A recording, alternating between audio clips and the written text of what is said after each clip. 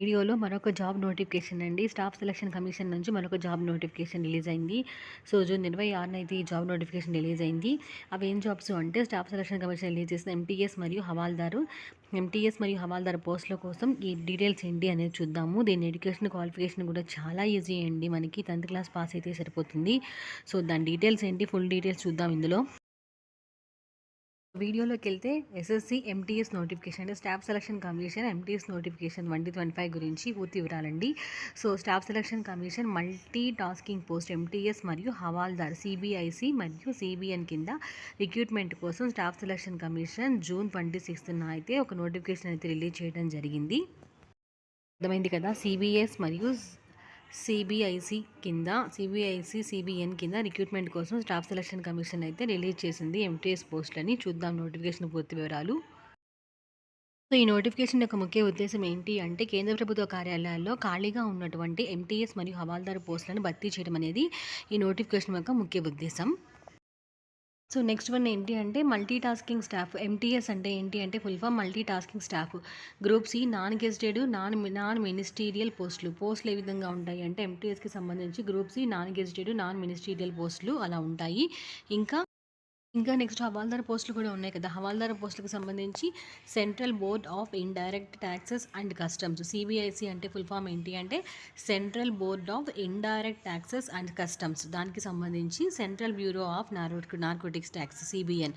ఈ రెండు పోస్టులకి సంబంధించి పోస్టులు అయితే రిలీజ్ అయినాయండి. స్టాఫ్ సెలక్షన్ కమిషన్ అయితే రిలీజ్ చేసింది.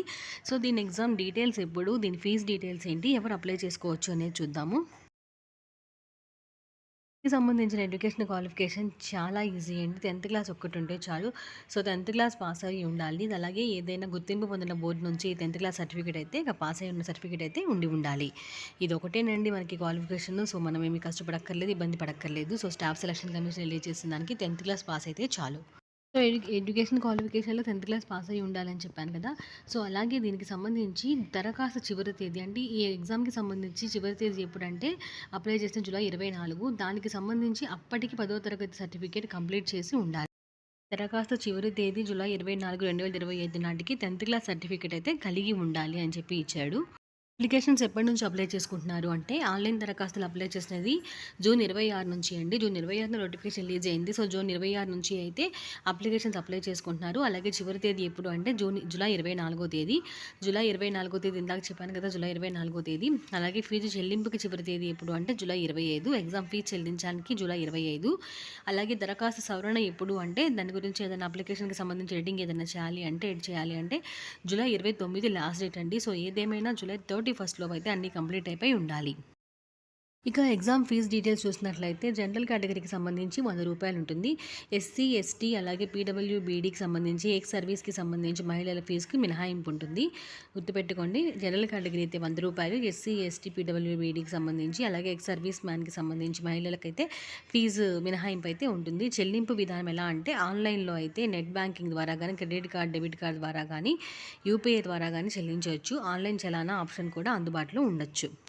ఫీజు డీటెయిల్స్ కోసం చూడాలి అంటే కనుక స్టాఫ్ సెలక్షన్ కమిషన్ వెబ్సైట్ అయితే ఓపెన్ చేసి చూడండి, క్లియర్గా అర్థమవుతుంది. సంబంధించినటువంటి ఎగ్జామ్ డేట్ ఎప్పుడు అంటే సెప్టెంబర్ 20వ తేదీ నుండి సెప్టెంబర్ 20 నుంచి అక్టోబర్ 24 వరకు అయితే ఎగ్జామ్స్ నడుస్తున్నాయి. గుర్తుపెట్టుకోండి, నెల రోజులు సెప్టెంబర్ 20 నుంచి అక్టోబర్ 24 వరకు దీనికి సంబంధించిన ఎగ్జామ్స్ అయితే కండక్ట్ చేస్తున్నారు.